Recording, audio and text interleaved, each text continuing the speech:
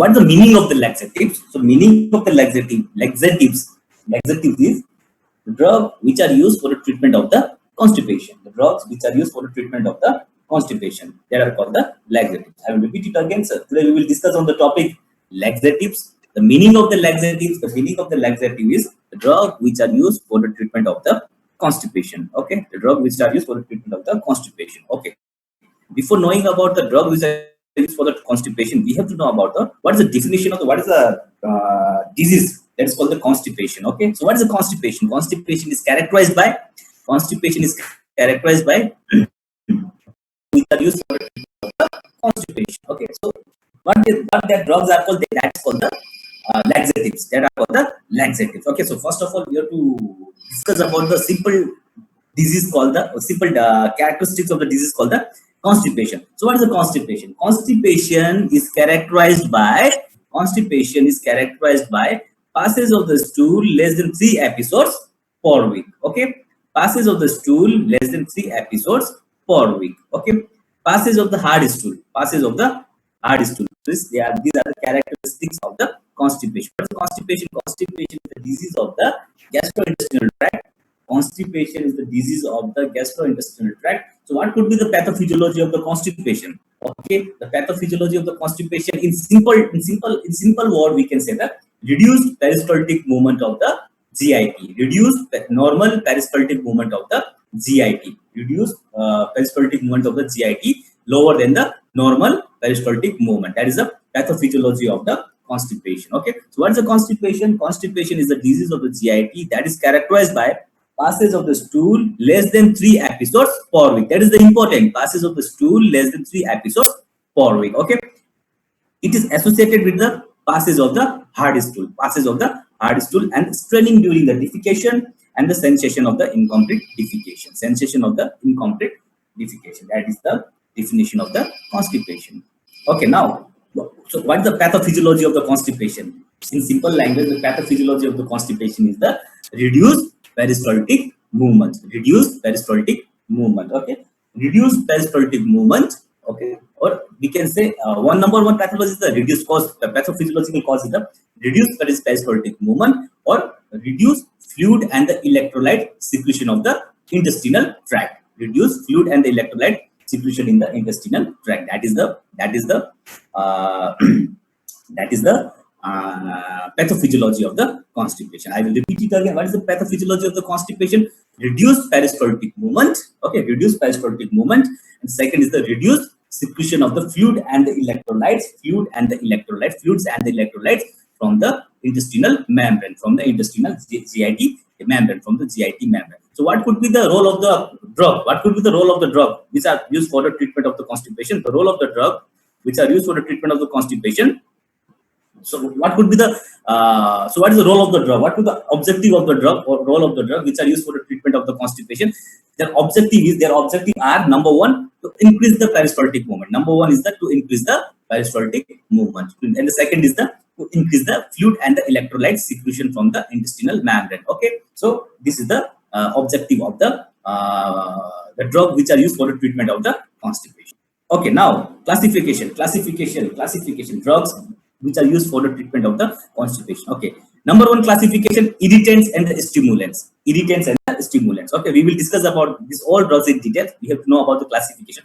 Number one is the irritant and the stimulants. Okay, what are the irritants and the stimulants? Bisacodyl, castor oil, and the senna. Bisacodyl, castor oil, and the senna. These are the irritants and the stimulants. The drugs that comes from the irritants and the stimulants are the bisacodyl, castor oil, and the senna. Okay, so why they are called the irritant and the stimulant? We will discuss about that in coming slides. Okay, second is the bulk laxatives. Second drug is the bulk laxatives. Okay, second drug is the drug group is the bulk laxatives, and the drugs that comes under the bulk laxatives are the methyl cellulose and the cilium. Okay, third group is the saline and osmotic laxatives. Okay, I will repeat it again. The third group is the saline and the osmotic. The drugs that comes under the saline and the osmotic laxatives are the magnesium citrate, magnesium hydroxide, polyethylene glycol, and the lactulose. These all drugs are important. Okay, we have to remember all drugs. These are the bisacodyl, Irritant and stimulants the bisacotyl, castor oil and the cinnamon. Bulk laxatives the methyl cellulose and the psyllium. Cline and osmotic laxatives the magnesium citrate, magnesium hydroxide, polyethylene glycol and the lactulose and the lactulose. These all are the drugs. Okay, these are three other three groups are also there. These are the three groups. Okay, stool softeners. Stool softeners. Fourth group is the stool softeners. They are the docusate. The drugs are the docusate. The drug that comes on the stool softener is the docusate. Lubricant laxatives.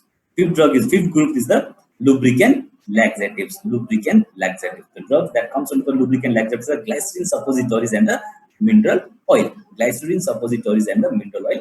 And the last group or the other group is the chloride channel activator. Chloride channel activator. Lubiprostone. Lubiprostone is the chloride channel activator. Chloride channel activator is the lubiprostone.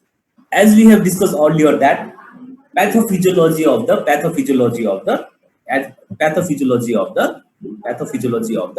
constipation. The pathophysiology of the constipation is the number one pathophysiology is the reduced peristaltic movement. Reduced peristaltic movement. Okay, and the second is the reduced fluid and the electrolyte secretion from the intestinal membrane. GIT membrane from the GIT membrane. So what could be the role of the drugs which are used for the treatment of the constipation? Number one is the we need to increase the peristaltic movement. We need to increase the peristaltic movement, and the second is the we need to increase the peristaltic movement, and the second is the there should be increase in the fluid and the electrolyte secretion. Fluid and the electrolyte secretion from the GIT membrane So what could be the generalized mechanism of action? This is the generalized mechanism of action of the drug which are used for the treatment of the constipation. In coming slide, we will discuss mechanism of action in brief. The generalized mechanism, we have to remember the generalized mechanism. We will discuss the mechanism of action of all the drugs which are used for the treatment of the constipation in detail in this slide. In the respective slide, we will discuss in the brief. So what could be the generalized mechanism of action? So as we have discussed before, the reduced peristaltic movement is the pathophysiology. So what could be that? We need to increase the peristaltic movement. So how the peristaltic movement will be increased? So some drugs which are used for the treatment of the constipation, what will happen? They causes the irritation of the GIT. Or they causes the stimulant effect on the GIT, or they causes the gut distension. So what will happen, as we have discussed in chapter anti-emetic drug? Okay, what will happen when there's irritation to the GIT, when there's a stimulant of the GIT, or when there's a gut distension or the distension of the bowel? What will happen? There will be the release of the serotonin from the enterochromaffin-like cell. That serotonin will bind to the serotonin 4 receptor, 5-hydroxytryptamine, or serotonin 4 is the 5-hydroxytryptamine 4 receptor, which are present in the neurons of the enteric nervous system. Neurons because neurons which are present in the GIT tract. So what will happen? Stimulation of the neurons, this receptor, serotonin 4 receptor present in the neurons of the enteric nervous system. They will stimulate the release of the acetylcholine. So acetylcholine will bind to the acetylcholine will release, and the acetylcholine will bind to the muscarinic 3 receptors, which are present in the GIT smooth muscles. So what will happen? The result will be increased peristaltic movement.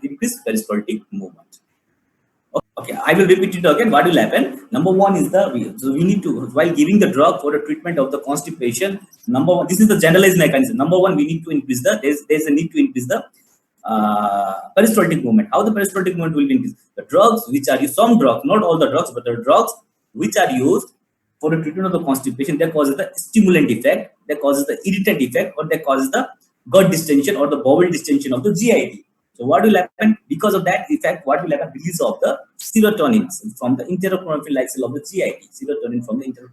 GIT. So when there is the release of the serotonin will bind to the serotonin 4 receptor, of the enteric nervous system. So when the binding of the serotonin 4 receptor of the enteric nervous system, what will happen? There will be the release of the acetylcholine. The acetylcholine will bind to the muscarinic 3 receptor present in the GIT smooth muscles. So what will be the effect? The effect will be the increase in the peristaltic movement. Increase in the contraction of the GIT smooth muscle will be there. The contraction of the GIT smooth muscle will increase the peristaltic movement. Will increase the peristaltic movement.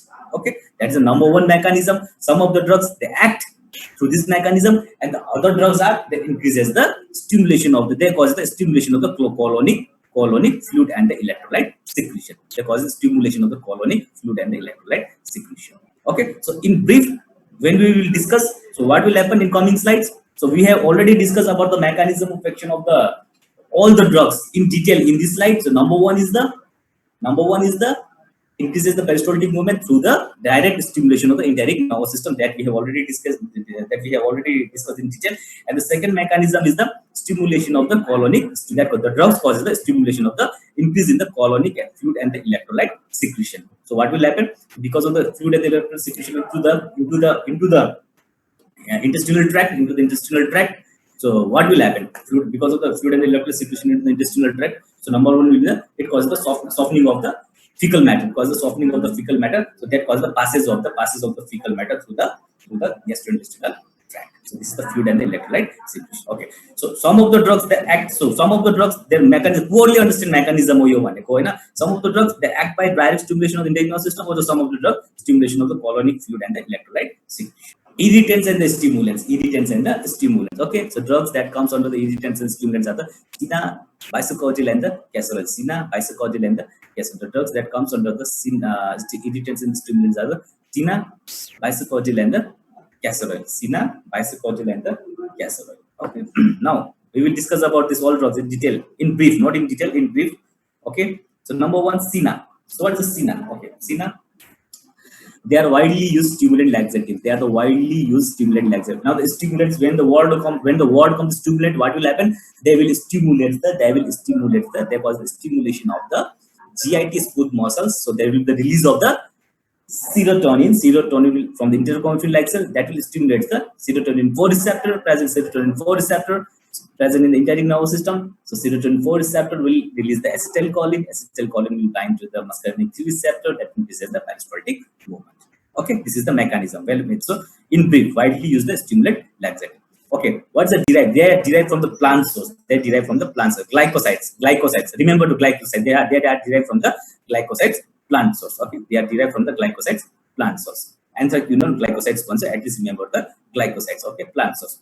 And they are given by the route of the administration. Number one is the oral, and the number two is the suppository. Number one is the oral, and the number two is the suppository route of the action. They cause the evacuation of the bowel within 8 to 10 hours. Evacuation of the bowel. That means that they cause the evacuation of fecal matter, impacted fecal matter, which are present in the GIT tract within 8 to 10 hours. Okay, I will repeat it again. They are widely used stimulant laxatives. That means their mechanism of action is direct stimulation of the enteric nervous system. Okay, that causes the acetylcholine release. That increases the that stimulates the muscarinic receptor of the GIT smooth muscle. That increases the peristaltic movement. They are derived from the endocrine glycosides, plant source glycosides, and usually given by oral and the suppository routes. By oral and the suppository route causes the evacuation of the bowel within 8 to 10 hours. Okay. So what will happen when this drug Sina is given for the longer use, for the longer duration? We can say 6 months or the 1 year. Sometimes there is chronic constipation is also there. If in that condition, if this drug is used for the longer duration, like from we can say 6 months, 1 year or more, then what will happen? That may lead to the melanosis coli. So what is the melanosis coli? Melanosis coli is the brown pigmentation of the colon. Okay, you can see this is the colonoscopic view of the colon. The normal colon is there. Pink color colon is the normal colon. Pink color colon is the normal colon. And this you can see a gray color now. It's actually brown color, but it looks like a gray color. So you can see the pigmentation of the colon is there now. Pigmentation of the colon, the gray color colon or this brown color colon is there. So this is called the melanosis coli. Pink color is the normal color, and the brown color is the melanosis coli. Okay. So chronic use may lead to the characteristics brown pigmentation of the colon known as the melanosis coli. This one is the normal colon. Pink color colon is the normal colon, and this one is the melanosis coli. We can see the brown pigmentation of the bisacodyl. Okay, bisacodyl. Okay, Mechanism of action is same. Okay, they are the irritant and the stimulants. So when we call the irritant and the stimulant, what's the mechanism? Is the GIT stimulants that causes the serotonin release. Serotonin bind to the serotonin 4 receptors that causes the release of the acetylcholine. Acetylcholine bind to the muscarinic 3 receptors that causes the peristaltic movement. I'm repeating the mechanism repeatedly because I'm repeating again and again because it will be easy for you to remember. That is the reason. Okay. Diphenyl methane derivative. They are the diphenyl methane derivatives. They are the diphenyl methane derivatives. These drugs can also be given by the orally or by suppository route. Orally or the by suppository route. They are used for the treatment of the acute constipation as well as the chronic constipation. They are used for the treatment of the acute constipation and the chronic constipation. Okay, so everything is simple there. Only this chemical is the chemical derivative is the diphenyl methane derivative. Actually, that is not important, but for the knowledge only. But the important thing is that this drug is given by the oral or by suppository route, and they are used in the treatment of the acute and the chronic constipation. Acute and the chronic constipation. Acute and the chronic constipation. Okay. Adverse drug reaction of the bisacodyl. Adverse drug reaction of the bisacodyl. When this drug is used for the longer duration, prolonged use, they may cause the abdominal pain and the atonic colon, some abdominal pain. So, what could be the reason of the abdominal pain? Increased peristaltic movement, increased GIT smooth muscle contraction. Because the increased GIT smooth muscle contraction, they may cause the abdominal pain. Or when they are used for the prolonged duration, sometimes they may cause the atonic colon. Atonic colon, what's the atonic colon? Tone of the intestinal smooth muscle will be lost. Tone of the intestinal smooth muscle will be lost. That might be because of the excessive that exact cause is unknown, but exact reason is unknown. But that might be because the excessive intestinal smooth muscle contraction by vesicle. Sometimes the tone of the colon, smooth muscle of the colon, might have been lost. Maybe lost. That's called the abdomen. That's called the atonic colon. Okay, so abdominal pain and atonic colon with the prolonged use. And the one of the drug from this bisacodyl, one of the drug, this diphenyl methane derivative is also the phenolphthalein. One of the diphenyl methane derivative is also the phenolphthalein.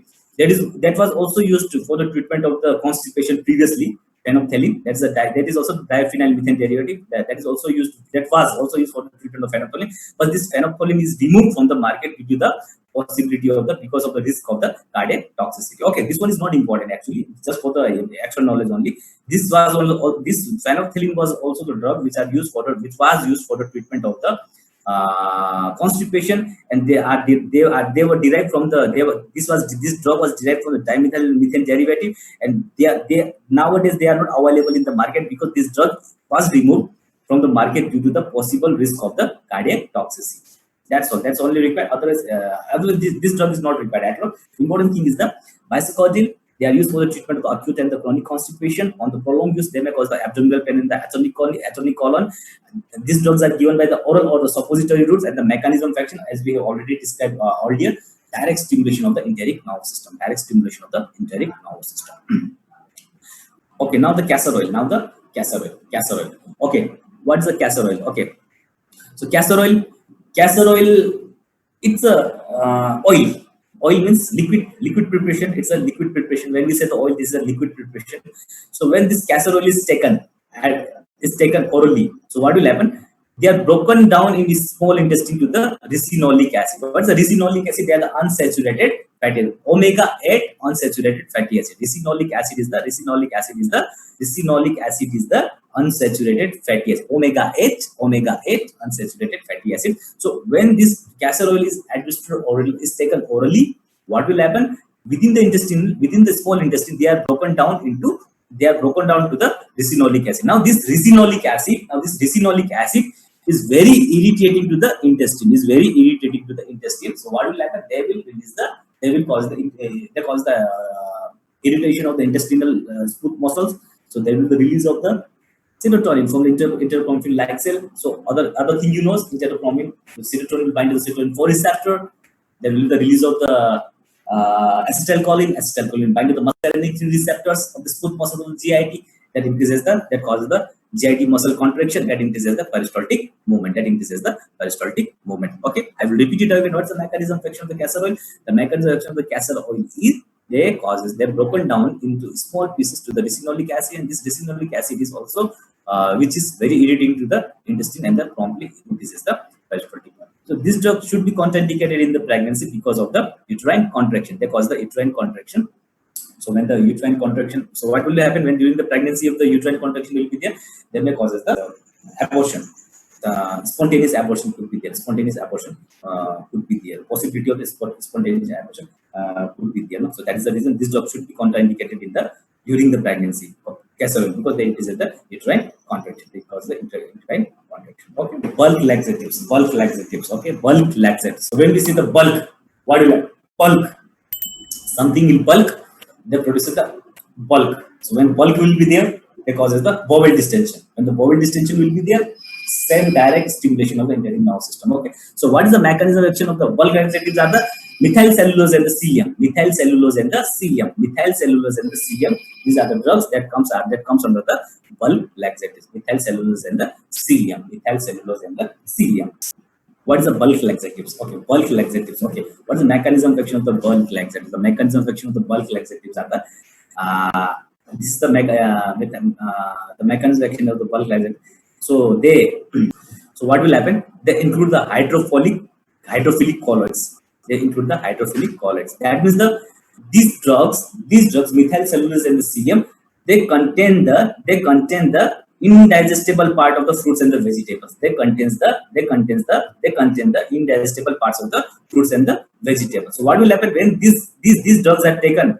They form the bulky gel in the intestine. They cause the bulky gel. They produce the bulky gel within the intestine. So because of the bulky gel within the intestine, what will happen? They will cause the retention of the water and the intestinal distension or the bowel distension. So what will happen? Because of the bowel distension, there will be a stimulation of the interleukin-like cell that releases the serotonin. Serotonin will bind to the serotonin 4 receptor that will release the acetylcholine, and acetylcholine bind to the muscarinic receptor that releases the peristaltic movement. Everything you know that now. So what will happen before that?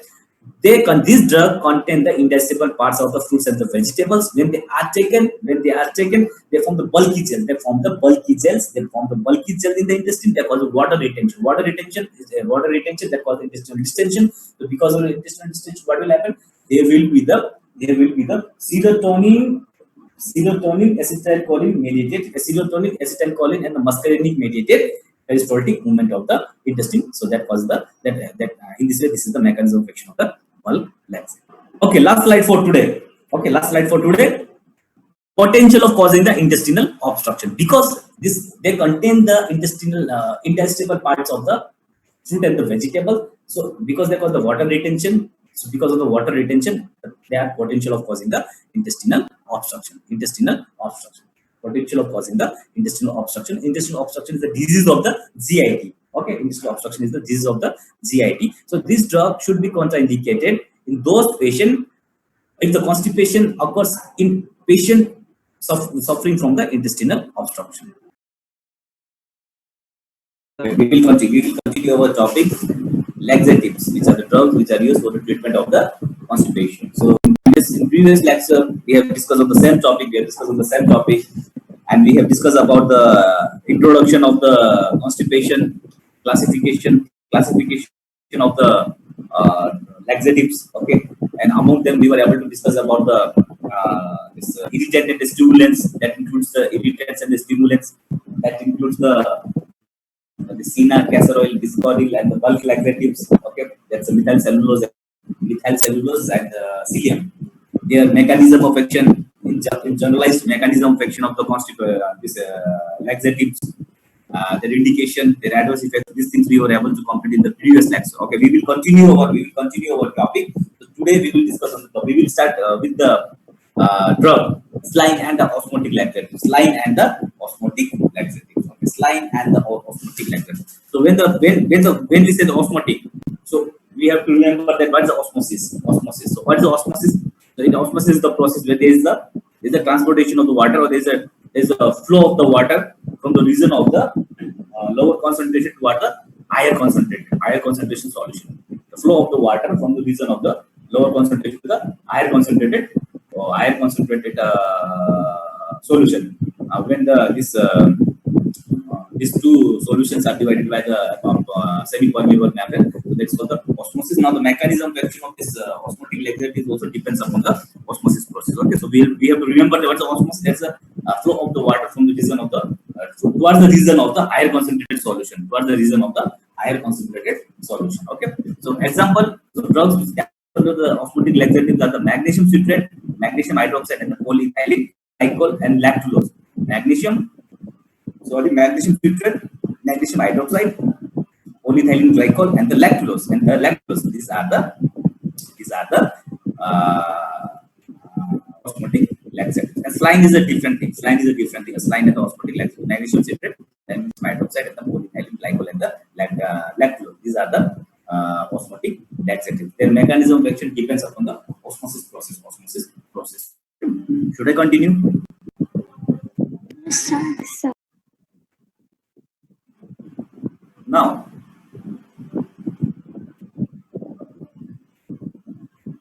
the mechanism of action of the osmotic laxatives. Mechanism of action of the osmotic laxatives. Okay. So, what is the mechanism? So, osmotic laxatives, osmotic laxatives, they are soluble. They are soluble, but non-absorbable. They are soluble, but non-absorbable. They are taken orally. They are soluble. They are soluble, but they are not absorbed. They are not absorbed by the gastrointestinal tract. They are not absorbed by the gastrointestinal tract. So what will happen? That results the osmotic increase in the. So what will happen when this non-absorbable osmotic laxative remains in the GIT? So what will happen? There will be the higher concentration towards the GIT. There will be the higher concentration towards the GIT. So what will happen? There will be the secretion of the water. There will be the secretion of the water or flow of the water from the region of the intestine into the GIT lumen. From the region of the into the lumen. That's for the osmosis. That's for the because of the osmotic process. So what will happen when there will be the increased flow of the secretion of the fluid and the electrolytes towards the region of the GIT lumen? That increases the liquidity of the stool or the fecal matter. That increases the stool liquidity or the fecal matter. So what will happen because of the increase in the stool liquidity and the fecal matter? Because of the increase in the stool liquidity in the fecal matter, that causes the distension of the intestine or the stimulant effect. That causes the distension of the intestine. So because of the distension of the intestine, again the same mechanism, there will be the release of the serotonin from the enterochromatin-like cells. That serotonin will bind to the serotonin 4 receptor present in the enteric nervous system. So that will give the release of the acetylcholine. Acetylcholine will act on the muscarinic 3 receptors present in the GIT smooth muscles. That results the peristaltic movement. That results the increase in the peristaltic movement. Okay, I will repeat it again. The mechanism of action of the osmotic laxatives. Yes, please. Now, what is the osmotic laxative? I will repeat it again. So they act by osmosis process. So what is the osmosis process? Osmosis process is what? Osmosis process. They act by the osmosis process. So what is the osmosis process? There is a flow of the water towards the region of the higher concentration. You know about that, no? So they also act osmosis process. So what happened? These osmotic laxatives, they are soluble but not absorbable. They are soluble but not absorbable. So what will happen? Osmotic laxatives are taken. They remains in the intestine. They are not absorbed. They remains in the intestine. They are not absorbed. So what will happen? Concentration of the intestinal lumen will be increased. The concentration of the intestinal lumen will be increased. If you support the intestinal lumen will be increased. So what will happen? There will be the secretion of the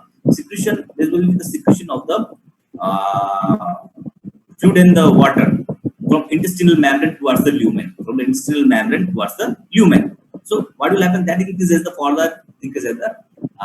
fecal matter liquidity or the stool liquidity. That leads us the distension of the gut. Okay, when there is a distension of the gut, there will be the release of the serotonin from the enterochromatin-like cell. That enterochromatin-like cell, the serotonin from the enterochromatin-like cell, that serotonin will bind to serotonin 4 receptor present in the enteric nervous system, and there will be the release of the acetylcholine. Acetylcholine will bind to the muscarinic 3 receptor. So that results the increase in the muscarinic 3 receptor present in the GID smooth muscle. That increases the peristaltic movement. Contraction of the GID smooth muscle, that results the increase in the peristaltic movement. That is the mechanism of action of the osmotic laxative. Okay, besides that, this increase in the stool liquidity also results the easy passage of the fecal matter. Besides, the main mechanism of action is the same, but distension will be there, and the that's a serotonin, acetylcholine, muscarinic mediated peristaltic movement will be there, and beside this, increased stool liquidity also results in the easy passage of the fecal matter. This is the mechanism of action of the osmotic laxative. And the saline and the osmotic. Should I continue? Any confusion? Can you hear me? Yes, sir. Like we know there are the 3 or 4 drugs that are the osmotic laxatives. Magnesium hydroxide, among them the magnesium hydroxide, that is also called the milk of magnesia. That is also called the milk of magnesia. Is a commonly used laxative. The commonly used osmotic laxatives. Osmotic laxatives are the magnesium hydroxide. That is also called the milk of magnesia. That's also called the milk of magnesia. Magnesium citrate is commonly used purgatives. Magnesium citrate is commonly used purgatives. So what is the purgatives? So purgatives are the substances or the agents or the drugs which are used for the cleansing of the GIT lumen, which are used for the cleansing of the GIT lumen. That which is used. Why the GIT lumen cleansing is required? GIT lumen cleansing is required during the colonoscopic, during the endoscopic procedure, during the colonoscopic procedure, or during the X-ray of the abdomen to facilitate the clear view, of the colonoscopic procedure, endoscopic procedure, and the X-ray of the abdomen. Okay, I will repeat it again. Magnesium hydroxide is the commonly used osmotic laxative. That is also called the milk of the magnesia. While the magnesium citrate, they are the commonly used purgatives. So what are the purgatives? Purgatives are the substance of the agent which are used for the cleansing of the GIT lumen, which are necessary during the endoscopic procedure, colonoscopic procedure, or the X-ray of the abdomen to facilitate the clear view. Is that clear? Yes, sir. Okay. Yes, Now sir. lactulose. Lactulose is semi-synthetic disaccharide sugar. Lactulose is a semi-synthetic disaccharide sugar. Okay. While the polyethylene glycol, they are also used for the colonic lava solution. That is the cleansing of the GIT. Colonic lava solution is for the cleansing of the GIT to prepare the gut for the radiological or the endoscopic procedure. Same thing. Okay. I will repeat it again this slide. Magnesium hydroxide, that's also called the milk of the magnesia, is a commonly used osmotic laxative. But the magnesium citrate is commonly used purgative. But the lactulose is semi-synthetic disaccharide sugar. Lactulose is the semi-synthetic disaccharide sugar, where the polyethylene glycol is also used for the colonic lava solution or for the cleansing of the GIT lumen to prepare the gut for the radiological, endoscopic, or the colonoscopic procedure for that facilitates the clear view of the lumen. Okay, these are the some properties of the osmotic laxatives. Okay, and their uses, osmotic laxatives and their use. Now the adverse dose magnesium may cause renal toxicity because of the excessive level of the magnesium may be present in the blood. That's called the hypermagnesemia. May cause the renal toxicity, hypermagnesemia. While this lactulose, they are not absorbed. They are not absorbed. They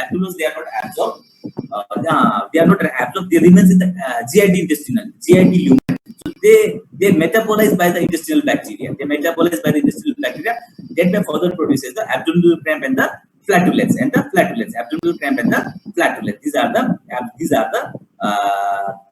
adverse drug reaction of the this osmotic laxatives. Magnesium, like the magnesium citrate and the magnesium hydroxide, they cause the renal toxicity because of the hypermagnesemia.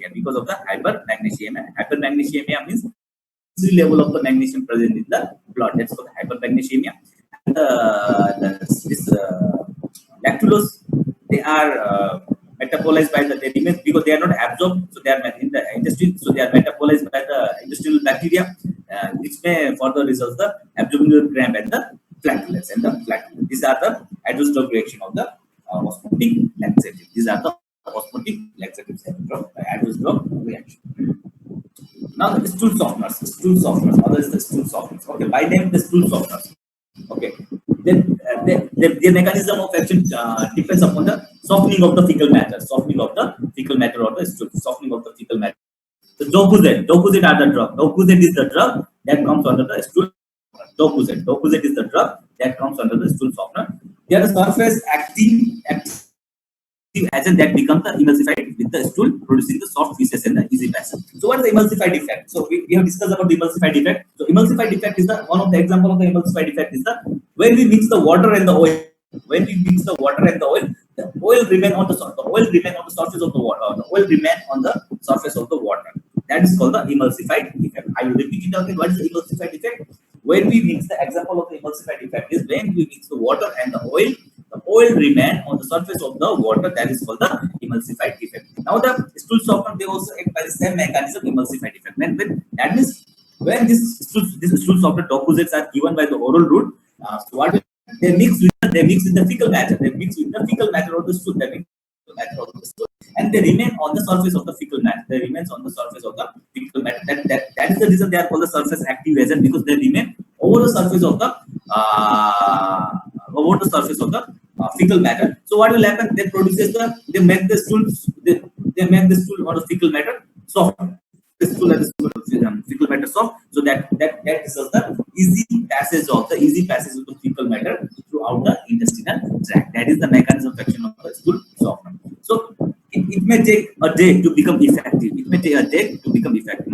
That means it should be given 24 hours before it is required. That when it is required, basically these stool softeners, they are required, often used for the prophylaxis of the constipation. Okay, often used for the prophylaxis of the constipation. Now, what does that mean, the prophylaxis of the constipation? That means some drugs are there. Suppose in case of the surgery, if surgery is performed, so after surgery is performed, what will happen? Because of this anesthesia or surgery, that may result the post-operative intestinal ileus. Or we can say what is the post-operative intestinal ileus?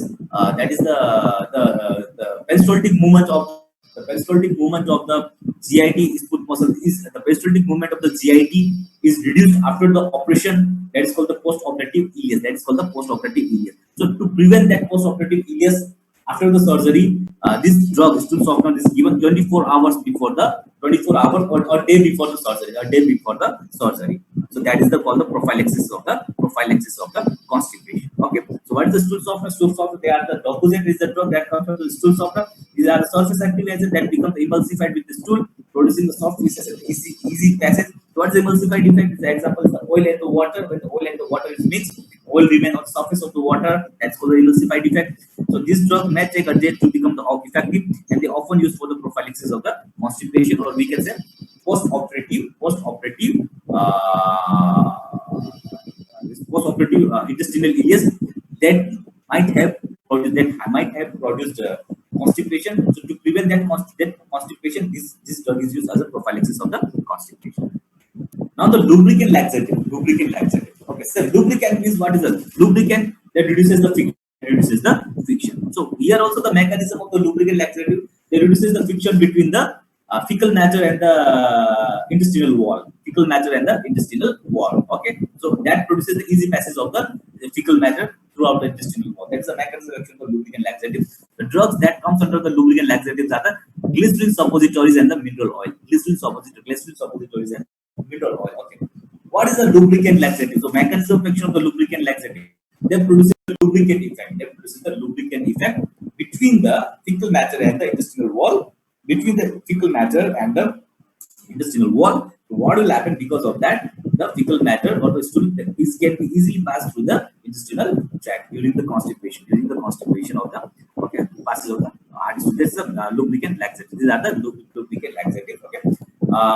Glycerin is given by the rectal route or suppository route. Glycerin is given by the rectal route or suppository route, while this mineral oil, it should be given orally. But in upright position. Not sitting in upright position, to avoid the aspiration pneumonia. What will happen if this mineral oil will be given? If it is given in sitting in a supine position or the lying position, this mineral oil may be aspirated into the lungs, that produces the aspiration pneumonia. Okay. So what's the lubricant laxative? The drugs that come from the lubricant laxatives are the glycerin suppositories and the mineral oil.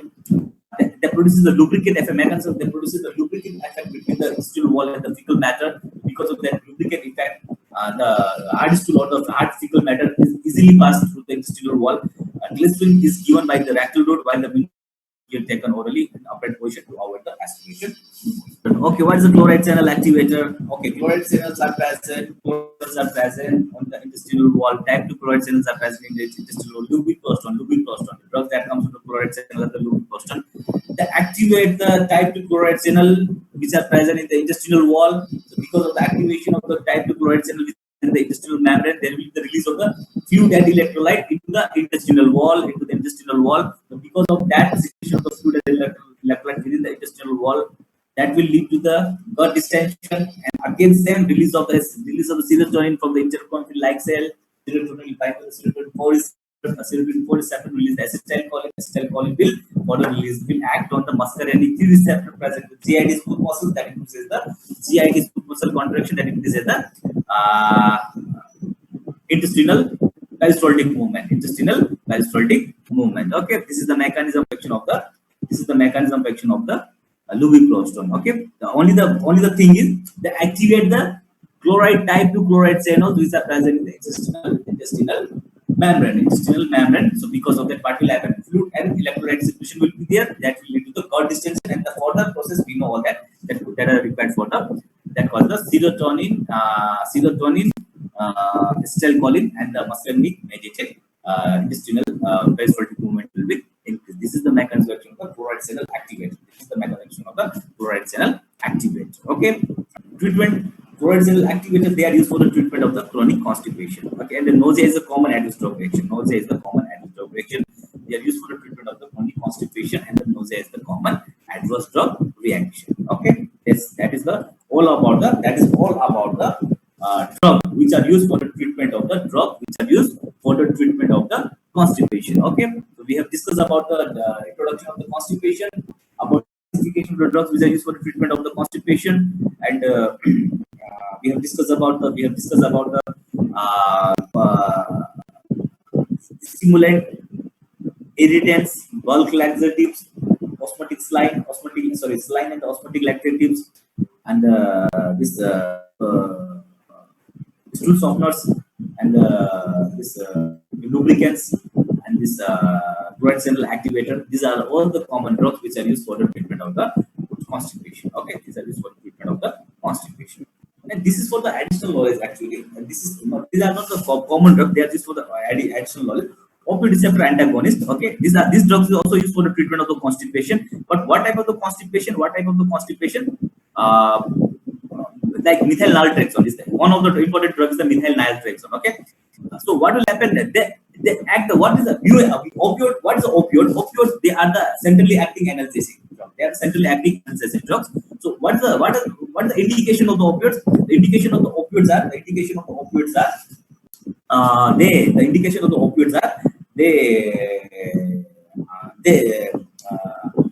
activate the mu opioid receptor. For centrally acting analgesia, mu opioid receptor present in the central nervous system produces the analgesic effect. But besides that, this opioid, they also act on the mu opioid receptor which are present on the intestinal smooth muscles. Agonist effect on the intestinal mu opioid receptor. So that results the relaxation of the GID smooth muscles. So because of the GID smooth muscle relaxation, peristaltic movement is reduced. So that may produces the constipation when they are used for the longer duration. Okay, or sometimes the after few days also they may produce the constipation. Okay, so methyl naltrexone, or they are the opioid receptor antagonists. So what will happen? They inhibit the opioid receptor which are present, mu opioid receptor which are present in the intestinal smooth muscles. Because of that, what will happen? There will be the increase in the peristaltic movement. Basically, they are used for the opioid-induced constipation. And the methyl naltrexone is given by the subcutaneous. Okay, only remember that receptor antagonist, methyl naltrexone is the opioid receptor antagonist. They inhibit the intestinal mu opioid receptor, that increases the peristaltic movement, and they are used for the treatment of the constipation, opioid-induced constipation. Okay, if they may ask you sometimes in the multiple choice question, which drug is used for the treatment of the opioid-induced constipation? So there may be the one of the choice that will be methyl naltrexone. You can on the methyl naltrexone. Okay. Or sometimes they may ask you the mechanism of action of the methyl naltrexone is so there will be the mu opioid receptor antagonist. That will be the correct answer. And the other drug that we have already discussed, it is anti-vomiting drug, that is the serotonin 4 receptor agonist. So what will happen? They directly activate the serotonin 4 receptor. So what will happen? They will release acetylcholine tegaserol will act on the muscarinic receptor, that increases the peristaltic movement. Okay. What the uses of the take a steroid? Chronic constipation and the irritable bowel syndrome with predominant of the constipation. One indication is the chronic constipation, and the second indication is the irritable bowel syndrome with predominant of the constipation. Irritable bowel syndrome, basically two types are there. One is the predominant of the diarrhea, and second is the predominant of the constipation. So this drug should not be used for the irritable bowel syndrome with predominant of the diarrhea. They should be used for irritable bowel syndrome with the predominant of the constipation. But this drug is voluntarily removed from the market in 2007 because of the increased incidence of the cardiovascular event. Basically, they will not ask you the question. Only remember, receptor agonist that increases the peristaltic movement, and they are used for the chronic constipation and the irritable bowel syndrome with the predominant of the constipation. Okay. Now the last slide for today. Let's just remember one or 2 points here. Is not required for this two slides. This last 2 slides. Okay. Now, prevention of the constipation. Okay, non-pharmacological measures. Prevention of the constipation. Non-pharmacological measures. Number one, it's all are very simple. Consumption of the high fiber diets. Increased consumption of the diet which are rich in the high fibers, like fruits and the green leafy vegetables. Also, increased consumption of the food like which are rich in the high fibers, like the fruits and the green leafy vegetables. Fruits and the green leafy vegetables. Drink plenty of waters. Okay. Exercise and the yoga, whatever. Okay, regular exercise or the yoga, whatever you prefer, whatever we prefer, that is the regular exercise or the yoga. And the eating for the nature. So that means eating for the nature. For the there should not be pay attention whenever there is a feeling of the defecation is there. Pay attention whenever there is a feeling of the defecation. Don't stop the feeling. Don't stop the defecation if there is a feeling of the defecation. That's for the prevention of the constipation. Consumption of the high fiber diets, fruits and the leafy vegetables. Drink plenty of water. Regular exercise with yoga. Eating of the natural. That is all about the drugs which are used for the treatment of the constipation. Okay. Now we have completed the GIT and the habitobiliary. We have completed the GIT and the habitobiliary system. Now, what's important from GIT and habitobiliary system? So we have completed the GIT and the habitobiliary system, and in GIT and the habitobiliary, what is the important? The important is the which topic is important? Peptic ulcer is important. Okay. Vomiting, drug which are used for the nausea and vomiting is important. Drug which are used for the diarrhea, that is also important. Okay. If they will make the 100 question for the GIT for your examination, 75 to 80 question will come from these 3 topics: peptic ulcer, anti-vomiting drugs, and the anti-diarrheal drug. And the remaining 25 question will from the remaining part, like the anti-constipation drug, anti-alimenting drug, and this drug which are used for the treatment of the protozoal infection. This and all. Okay. And one of the important questions they may ask you from the PPQ is the triple regimen therapy for the peptic ulcer. Triple regimen therapy for the peptic ulcer.